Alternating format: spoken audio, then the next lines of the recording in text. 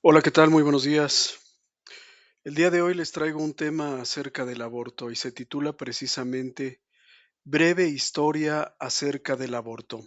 El aborto es un tema polémico, un tema complejo, principalmente por el gran esfuerzo que han hecho muchas personas para confundirnos en relación a su naturaleza y sus consecuencias. Para algunos, el derecho al aborto, pues, es un derecho, para nosotros como cristianos es un crimen, para otros es un acto moralmente neutro, un problema de salud pública, como lo llaman, y en fin, hay diferentes opiniones y diferentes puntos de vista en relación al aborto. Tan es así que, siendo un crimen execrable, un crimen de lesa humanidad, dentro de la propia Iglesia Católica tenemos hermanos nuestros que no lo consideran un crimen. Es un asesinato en toda la regla, pero para ellos, pues no es un crimen y es porque hay mucha confusión en relación al tema del aborto.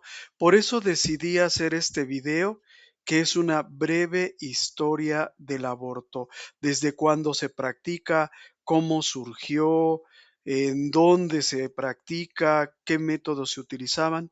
De todo eso vamos a hablar un poco para poner el debate en perspectiva. En primer lugar, el aborto no es una práctica exclusiva de la modernidad. El aborto ha existido desde siempre, desde la antigüedad.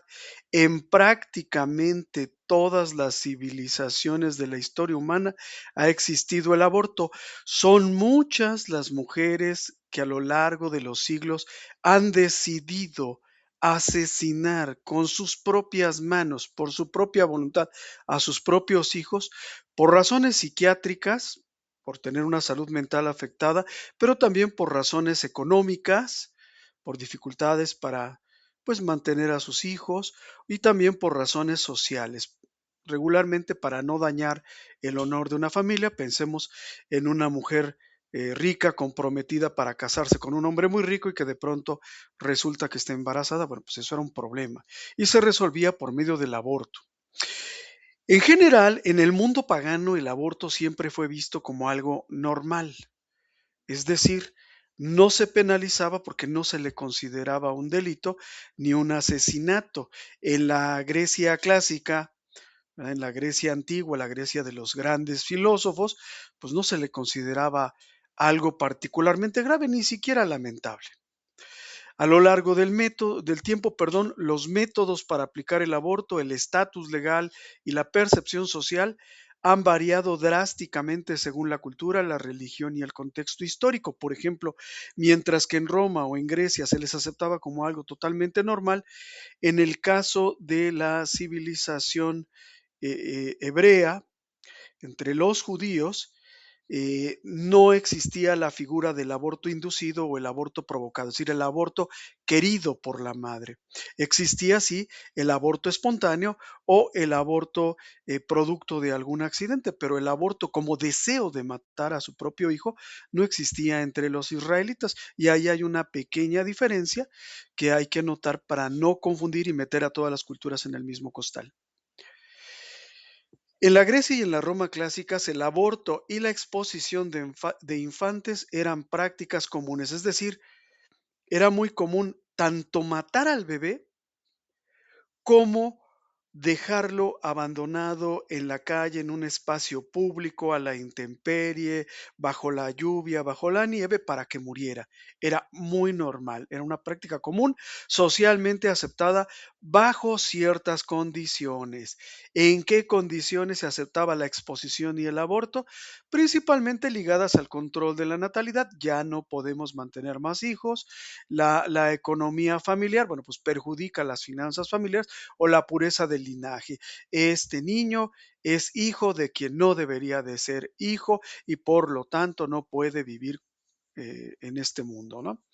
Filósofos como Aristóteles y Platón, pues tocaron el tema en sus escritos.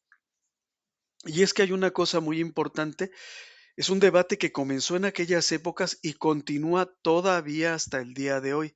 En la antigüedad pagana, La discusión respecto a qué persona podía ser considerada un ser humano y qué persona no podía ser considerada un ser humano era una discusión muy importante, ¿sí? O a partir de qué momento una persona ya se le puede considerar un ser humano, a partir de la edad adulta, al nacer, en la infancia, a los cuantos días de concebido.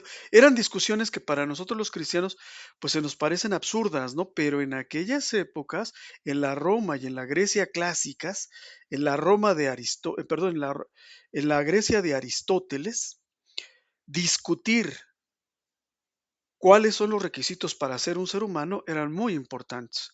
O a partir de qué momento somos seres humanos eran muy importantes. Aristóteles, por ejemplo, clasificaba a los instrumentos de trabajo necesarios para la vida humana y la producción en dos tipos. Los instrumentos inanimados, como podría ser el timón de un barco, una herramienta, un asadón, una pala, y los instrumentos animados, como podrían ser los animales de carga, los bueyes, los caballos, los burros y los esclavos. Es decir, los esclavos en la Grecia clásica no eran considerados seres humanos, eran considerados pues instrumentos, herramientas. Tan es así que pues el matarles no estaba penado, porque no eran personas. Para Aristóteles, el esclavo era la extensión máxima de esta lógica, un instrumento vivo, subordinado, que pertenecía por completo al otro, al amo, pero con la particularidad de poseer la capacidad de comprender órdenes y comunicarse. De ahí que Aristóteles llamaba a los esclavos como instrumentos parlantes, instrumentos que hablan. Imagínate tú un pico, una pala, un martillo que te habla. Aristóteles sostenía que la naturaleza misma jerarquizaba a los seres vivos. Creía que algunas personas nacían con una capacidad intelectual y de raciocinio limitada, capaces de entender la razón, pero incapaces de ejercerla plenamente por sí misma. Es decir, Aristóteles creía que había una especie de subhumanos que parecían humanos y que tenían algunos chispazos de razón, pero que no podían ejercer la razón plenamente por sí mismas, lo que según su visión las destinaba naturalmente a ser mandadas. Bajo este razonamiento, el esclavo era visto como una prolongación del cuerpo del amo, es decir, el esclavo, si yo soy un esclavista, el esclavo es mi brazo, mi pie, mi cabeza, mis ojos, ¿sí? Alguien que cumplía funciones físicas, mientras que el ciudadano libre se dedicaba a la política, al pensamiento, a la filosofía. En el caso del aborto, la cuestión se planteaba en los siguientes términos. ¿A partir de qué momento, a los cuántos días de gestación, un feto podía ser considerado un ser humano? La respuesta a esta pregunta dependía del sexo del feto, y eso es algo muy interesante. El noble filósofo griego Aristóteles consideraba aceptable el aborto antes de que el feto tuviera vida, lo cual ocurría a los 40 días de concebido para los varones y a los 90 para las mujeres. Es decir, desde aquellas épocas ya se cumplía aquella ley que todavía rige el día de hoy de que el aborto mata más a las mujeres que a los hombres. Un varón, para Aristóteles, es un ser humano a partir de los 40 días de ser concebido, un mes y 10 días. Pero una mujer solo llega a ser un ser vivo, solo llega a ser un ser humano después de 90 días de haber sido concebida. Es decir, a los 3 meses. Los hombres somos seres humanos, somos seres vivos en un mes y 10 días, y las mujeres solo después de 3 meses. Es una matemática muy interesante. Los hombres son seres humanos antes que las mujeres. Bueno, en otras culturas, por ejemplo, como en Egipto, Mesopotamia, hay textos muy antiguos, como un documento llamado el Papiro de Ebers en Egipto, en donde ya se registraban recetas y métodos herbales destinados a producir el aborto, es decir, hierbas que al ser preparadas como tés, pues permitían asesinar a los no nacidos en el vientre de sus madres, que esos fetos jamás vieran la luz. Y eso también es muy interesante porque antes del desarrollo de la medicina moderna, las mujeres utilizaban una amplia variedad de métodos para procurarse o para provocarse a sí mismas el aborto, que incluían las infusiones o tés de plantas abortivas, como una planta llamada silfio en la antigua Grecia, masajes abdominales intensos, golpes, ayunos prolongados o la inserción de objetos a través de la cavidad vaginal.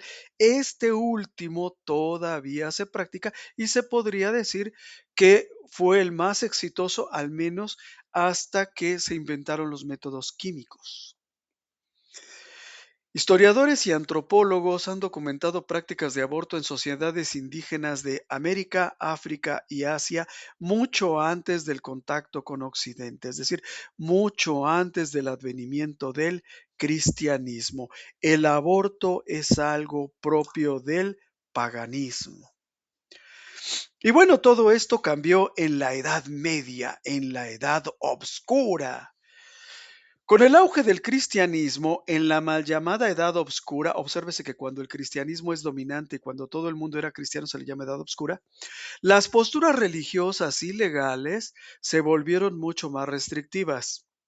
Para la Iglesia Católica, un feto no llega a convertirse en un ser humano, es un ser humano.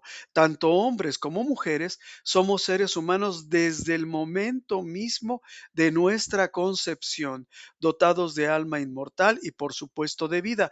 Por lo tanto, matar a cualquier no nacido es, desde la perspectiva cristiana, un asesinato.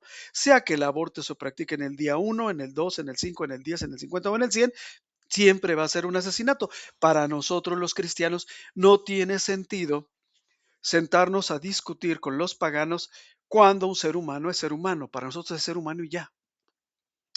Por eso, durante la Edad Media, las leyes civiles y eclesiásticas penalizaban severamente el aborto considerándolo un asesinato, lo cual era muy atinado. Con el advenimiento de la Ilustración, que no fue otra cosa sino una vuelta al paganismo, durante los siglos XVIII y XIX, a pesar de que todavía existían prohibiciones legales estrictas y se perseguían las prácticas abortivas, continuaron realizándose de manera clandestina, a menudo en condiciones de alto riesgo para la salud de las mujeres debido a la falta de intervenciones médicas seguras. Es decir, eran practicadas por personas pues no entrenadas con medios muy deficientes, por decirlo así. Entonces el aborto siguió existiendo incluso en el momento en el que la fe cristiana imperaba en toda Europa. No era un hecho generalizado, pero seguía existiendo.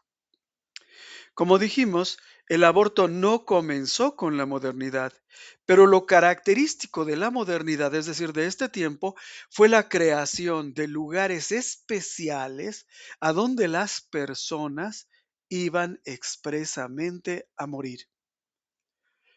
Campos de concentración se inventaron para los disidentes políticos, fueron inventados por los comunistas, cuyas opiniones pues incomodaban y esas personas deberían morir y eran llevadas a campos específicos que se les llamó campos de concentración, campos de exterminio, campos de trabajos forzados, pero el que iba ahí iba a eso, a morir.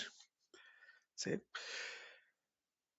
Probablemente, pues muchos de ustedes ya están adivinando quiénes fueron los creadores de los modernos abortorios. Pues sí, Los mismos que crearon los campos de concentración para hacer morir a los disidentes políticos, también fueron los inventores de los abortorios, es decir, izquierdistas, socialistas, comunistas, socialdemocracias o zurdos o cuarta transformación, como los llamen en tu país, fueron los inventores de los abortorios, lugares especiales donde las madres iban para procurar la muerte de sus hijos. A veces con la complacencia del papá, a veces sin la complacencia del papá, pero siempre con los medios tecnológicos más modernos y asistidos por personal sanitario especializado en hacer morir a los que debían nacer.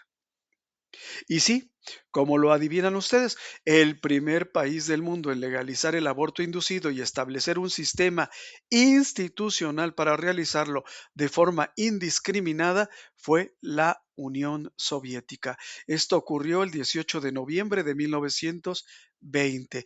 El gobierno soviético tomó la medida de legalizar el aborto y de crear abortorios no solo por principios ideológicos basados en el feminismo marxista de figuras como Alexandra Kollontai, sino por una cruda realidad sanitaria. Tras la Revolución rusa, en la lucha, en el esfuerzo por matar a sus propios hijos, muchas mujeres también resultaban muertas, es decir, también perdían la vida y eso contradecía profundamente la lógica del homicidio. El asesino quiere matar a su víctima, pero no quiere morir también. De manera que en aquellas épocas eran frecuentes las muertes e infecciones graves de mujeres a causa de abortos mal practicados realizados por personas poco preparadas. Entonces, el gobierno soviético se propuso, ¿sí?, que una mujer pudiera matar a su hijo sin morir ella, que es la lógica del asesinato. O sea, el asaltante, el secuestrador, bueno, mata a su víctima, pero no se mata él también. La idea del asesinato es esa es la lógica. O sea, yo te mato a ti, pero no quiero morirme yo. Incluso hasta el narcotraficante, ¿no? Lo ideal o la lógica más correcta en el narcotraficante es que él te venda las drogas, no que se las trague. Si se las traga, pues está mal, ¿no?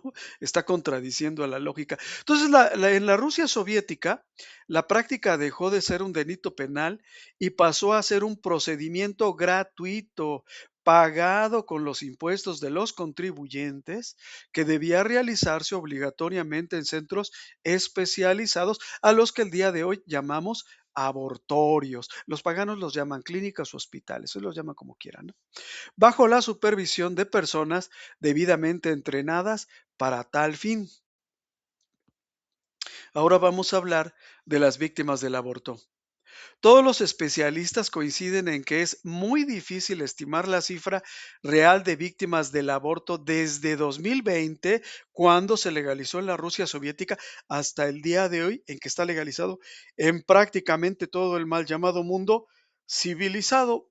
Dice, pero todos los análisis y todas las mediciones de los muertos por causa del aborto concluyen en una sola cosa, en que ni todas las guerras, ni todas las epidemias, ni todas las hambrunas que han existido a lo largo de toda la historia de la humanidad juntas han logrado superar la cifra de muertos a causa del aborto en un solo año.